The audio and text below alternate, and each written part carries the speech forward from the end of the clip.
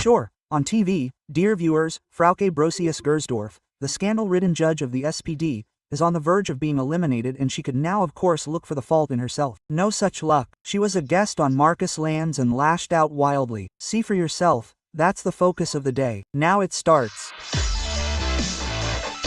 The election of Ms. Brosius-Gersdorf as a constitutional judge in the Bundestag last Friday was postponed. There were accusations of plagiarism, but of course there was also massive pressure from the public and, above all, from the ranks of the governing parties CDU and CSU. And Ms. Brosius-Gersdorf has now taken a stand on this for the first time on television. We want to take a look at that today. That's me, and this is my colleague Dominik Reichert. And it was also about the topic of freedom of the press. We can take a look at the media response to the regional broadcast. Of course, it was quite positive from the mainstream media. They now want to protect Ms. Brosius-Gersdorf. She may yet become a constitutional judge. Die Zeit, for example, writes about her here as a political seafarer. She wants to prevent the crisis. Then Deutschlandfunk, portrays her as a victim of right-wing agitation. So right-wing agitation and a success for the new right. And Brosius-Gersdorf actually also addressed the role of the free press on Lanz, and that's exactly where we'll take a look.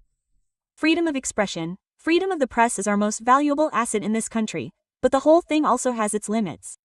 For me, the limits are reached when we have a culture of debate in this country where we deal with the opinions and positions of others that may not be our own, and I have no claim that people will follow me in terms of content in a defamatory and abusive manner. And I find the role of the media, and I'm really only talking about individuals, I want to emphasize that very clearly, to be very interesting. I've seen that many newspapers, many broadcasters have taken the trouble from the outset to be completely objective. A lot of the reporting has been very balanced. This is not only defamatory, it is also not only personal. Yes, I find it interesting. So, this is a kind of media civil war that is almost being portrayed here, I would say. Yes, so in the end, what I hear from this is that Frauke Brosius-Gersdorf longs for a time before alternative media or new media, free media, whatever you want to call them, the media that significantly deviates from the established mainstream. She wishes for a time when these did not exist yet, when only the so-called mainstream media had influence on politics. Because we know that the media are the fourth estate, the fourth power. They have always had an influence on politics, but in the past, let's say up until the end of the 2010s, the main influence was, let's say, from the left. Back then, it was mainly about sledgehammering the CDU and getting them to move closer to the SPD. Since then, Compact has become significantly stronger, and of course there have also been newcomers like News and Apollo, which we may not necessarily like, but which are of course also established in this area and which have also managed to build up a very large audience. And now, all of a sudden, it is also possible to put media pressure on politics from the other side. Ultimately, all that is happening is that they are just doing the same thing, not establishing anything new, but of course people like Frauke Brosius-Gersdorf can't live with that. And Karl Lauterbach certainly can't. Karl Lauterbach immediately chimed in again. A very confident performance yesterday, praises Ms. Brosius-Gersdorf. It's true. What Brosius-Gersdorf says is that if we give in now, there will be more and more of these campaigns from news.de and other portals. In the USA, you can see where something like that ends. There is now also a kind of scientific study on the alleged smear campaign against Brosius-Gersdorf, created by a political consulting network called Pulse 4. We have to look again to see where they actually came from, but they evaluated thousands of social media posts and then created a kind of statistic on when and who posted what in order to present this supposed right-wing deformation campaign. Of course, there is also a brief mention of one thing. Apollo News is of course at the forefront, because they were the first to raise this issue, and we have to acknowledge that. They were the first to address the issue, and yes, it was of course a huge success for the free press, but not as a smear campaign, but as a corrective to mainstream reporting, or rather to mainstream non-reporting, because they wanted to let it run as it had in previous years, with the constitutional judges being ousted behind closed doors by the ruling parties, with no one finding out about it. And now this person has been taken out of the political backrooms and brought into the light of day. And we didn't do much. In our broadcast last week, we simply included quotes that Brosius-Gersdorf had said exactly as she said them, and that was more than enough to trigger discontent among the population and also within the ranks of the CDU-CSU. So we didn't do anything more. We simply presented what she herself had said in the past, especially at the height of the corona crisis. Yes. Yes. And I also believe that to some extent, as much as it sometimes hurts me to say it, the role of the free media is actually somewhat overestimated in these assessments, because we know that media reporting in the alternative media began around July 1st, I would say.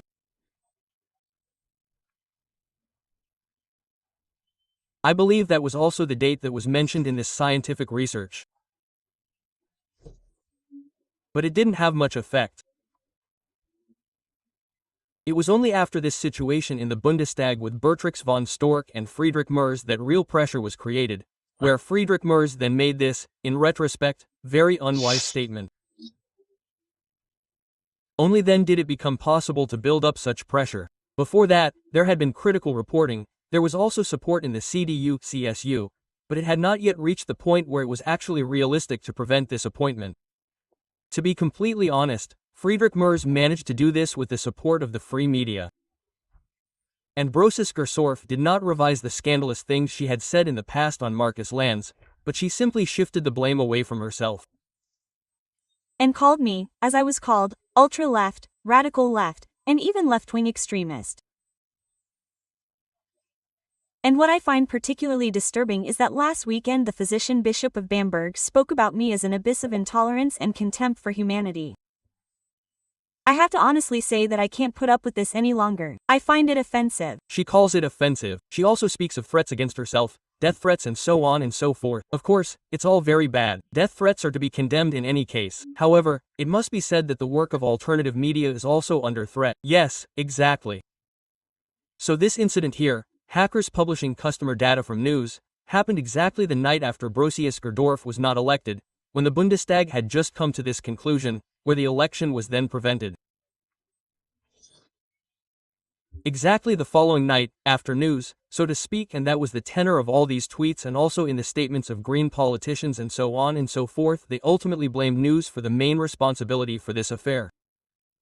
You can see it that way, you can see it differently, but that's definitely how it was presented. And then the following night there was a hacker attack. Customer data was published, so massive damage was caused. Here we see a slightly smug, almost gleeful article from T-Online, in which the whole thing is discussed in detail. Well, it must be said, a direct connection has not yet been proven, not officially confirmed. But it is of course very likely that some hativist anti-groups that are active precisely in this cybersecurity area, there are such groups, we know, that felt called upon to give Julian Reichelt a slap in the face here, as a kind of payback for this story. And of course something like that is completely unacceptable. This is an attack on freedom of expression, on freedom of the press. I would say that quite clearly.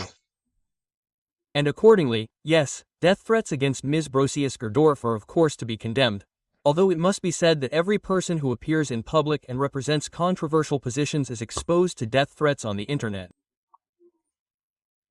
That's not nice, but that's simply the reality we live in, and yes, I think that's something that we have to take into account. Also worth mentioning is a statement by Konstantin von NZ, which is definitely worth mentioning. It's worth doing some thorough research to find out who was driving this campaign. In such cases, there are often indications of financing and support for such campaigns from abroad.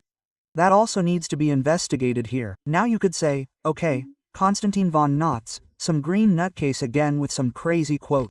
However, he is the head of the Parliamentary Control Committee that monitors the German secret services.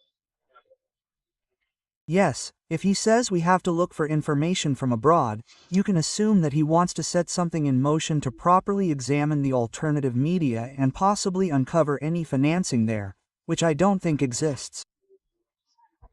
Yeah, I think that's a bit wild, because when it comes to such foreign influence and campaigns, then in the end, it's not said here, but it's actually always about Russia. And the two media outlets that first drew attention to the Brosius-Gersdorf case didn't raise any such suspicions at all.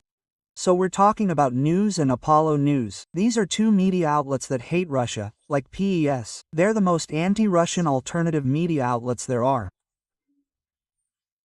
So which foreign influencer is supposed to have instructed Julian Reichelt to do this? The USA, Israel, of course I'm speculating wildly who he could mean, but I also think of the USA, so maybe they suspect some kind of Trump financing. A Trump ruse. Okay, oh well, good, who knows, it's also worth mentioning that this process with the election of the judges is now being portrayed as historically unique. That's not entirely true. There was a similar case in 2008, which incidentally also has a direct connection to the current case. More on that later. In any case, in 2008 there was also an election for a constitutional judge in the Bundestag, and Horst Dreyer was proposed by the SPD as vice president of the Federal Constitutional Court. And Horst Dreyer was very controversial at the time. A quote from him surfaced, after he did not fundamentally rule out torture. He said that torture in exceptional cases was covered by the Basic Law. I still remember how he justified it. It was about, so to speak, okay, if we have to torture someone in order to somehow save others, then it could somehow be justified. Yes, and that was definitely a scandal back then. So the election of judges also became public, and then things went similarly to now.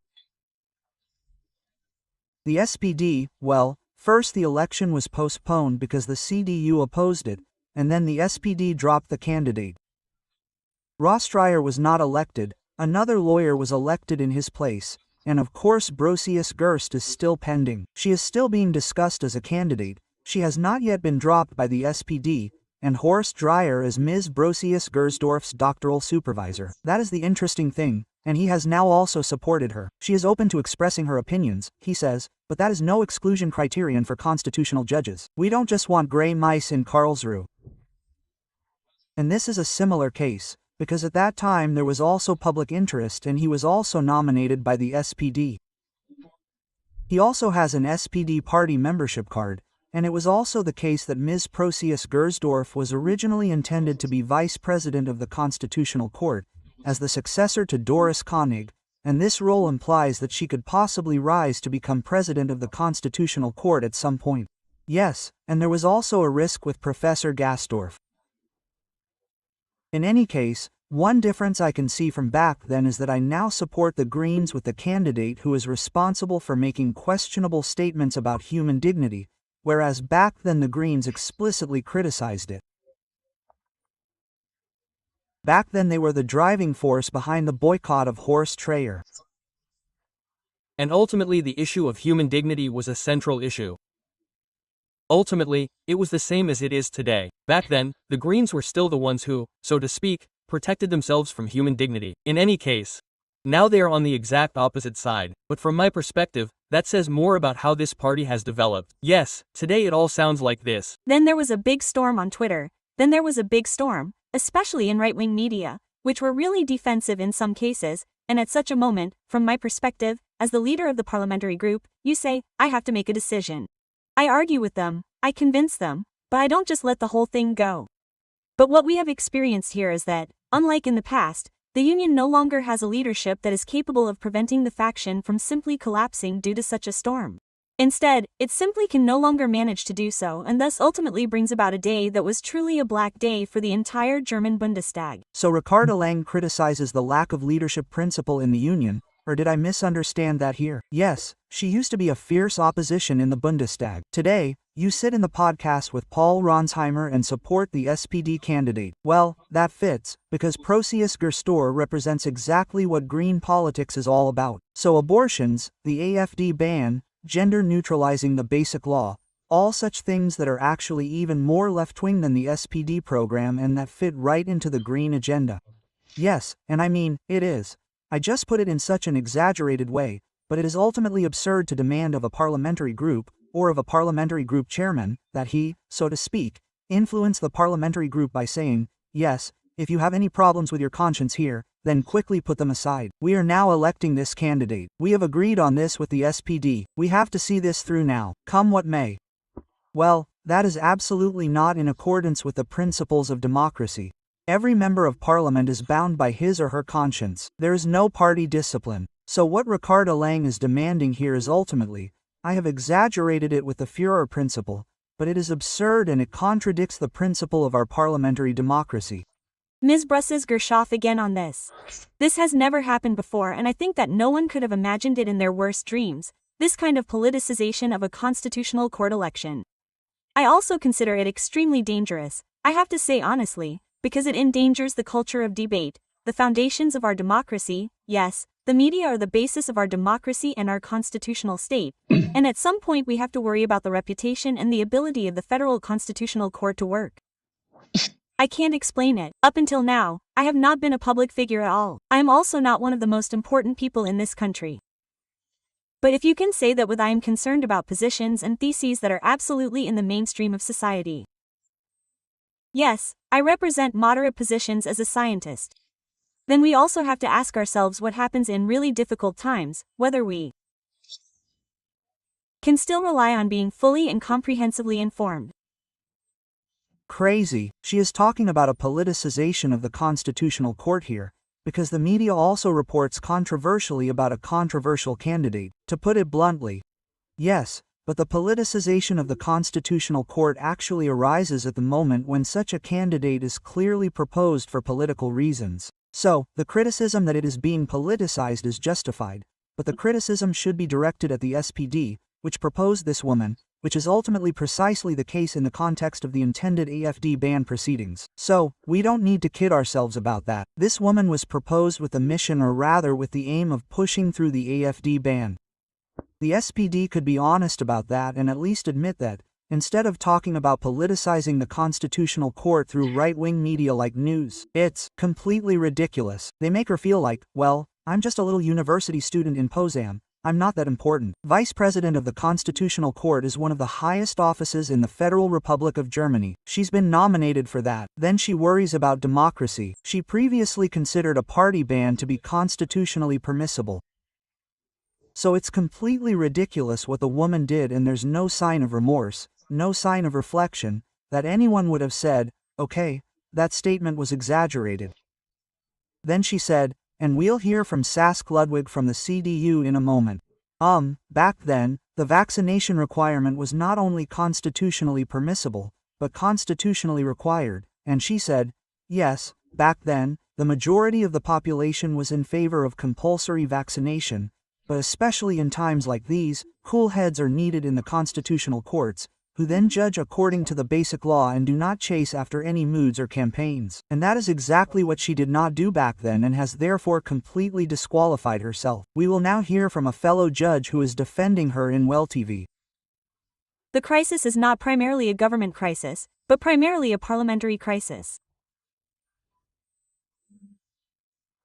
And it has become obvious that there are deep rifts within the union and, on the one hand, Jens Spahn is not succeeding in simply governing, i.e. in rallying his faction behind him in an authoritarian manner.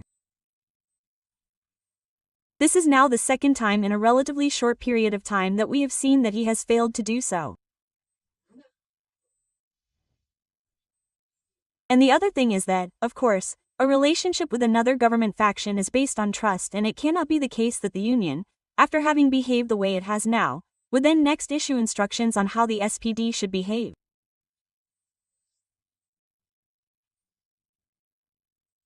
Just imagine if the SPD parliamentary group leadership had to explain this to its own members and its members of the Bundestag.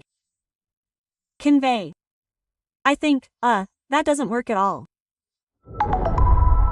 Exactly. Quick correction. It was Phoenix, not Well TV. In any case, what do you think about the woman? Yes, I find it very interesting. Yes, she was introduced merely as a political scientist, yes, who is supposed to classify this here in a neutral and sober manner. However, she is a member of the SPD and then expresses herself absolutely pro-SPD. Yes, so she says here, yes, the SPD faction can't explain this to its members, yes, that they now have to somehow adapt to it. But the CDU faction is supposed to explain to its members that they should elect a radical abortion advocate as a constitutional judge. What is more absurd?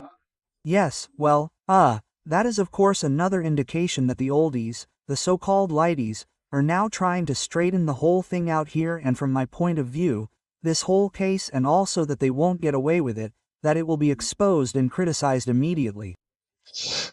That shows to me that the traditional, conventional media had to accept a very, very large loss of power, and that is of course a good sign. Briefly, further procedure, Ms. Brosius-Gersdorf is of course not out of the game. The election was postponed, but not cancelled. The Greens have demanded that the election be held in a special session this week, so it will be exciting again. Now all this reporting is actually hung up on the plagiarism allegations against her, which I actually find ridiculous, because the plagiarism allegations were not what they ultimately prevented, but rather their politically radical demands.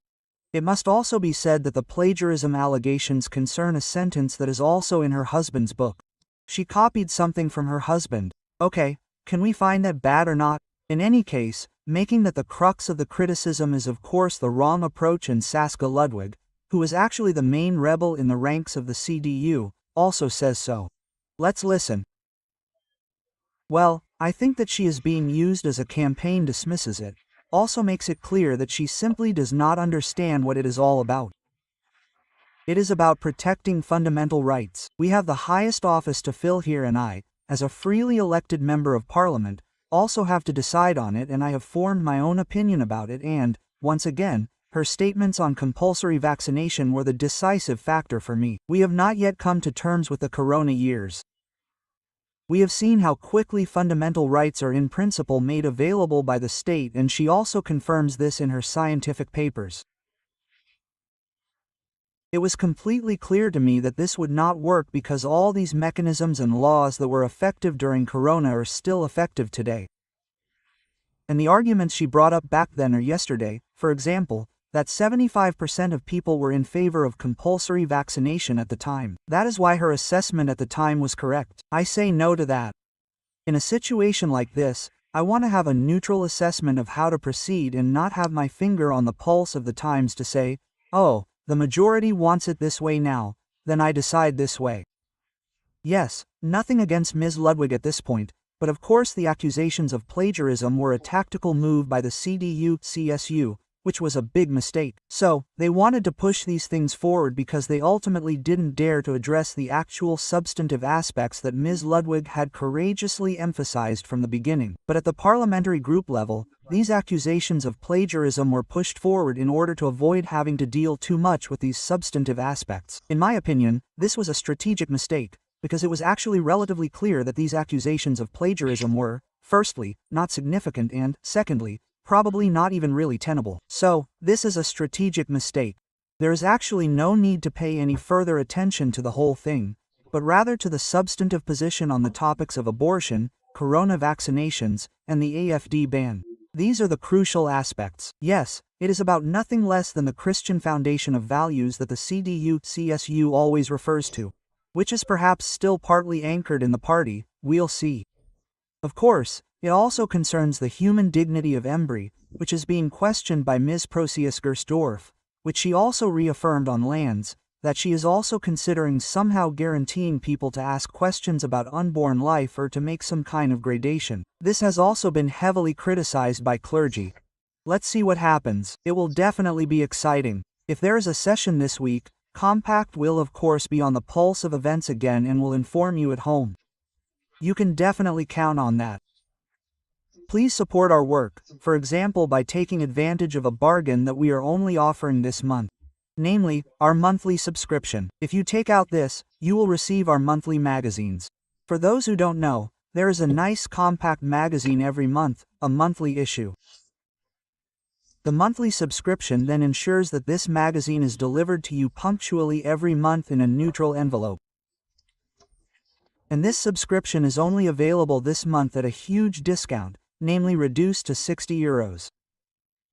This is our thank you for your support during the ban period, our July Jubilee subscription, which you can take out now. This is a truly unique bargain, because after that the price will rise again to €80. This month until the end of the month it's only €60. So feel free to stop by, and of course you'll be helping us with the production of our TV program. We don't just produce daily programs, but also reports and interviews. Pippo is on air almost every day for you at home, and of course it remains free of charge, it remains freely available to you here. So please support, please help, and we'll see you again tomorrow in the next focus of the day at 8 p.m. Until then, bye. Ciao, yes.